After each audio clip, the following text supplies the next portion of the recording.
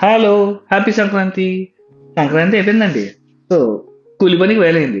కూలోడంటే రాళ్ళు కొట్టేటోడు, మూటలు మోసేటోడే కాదు కూలోడు.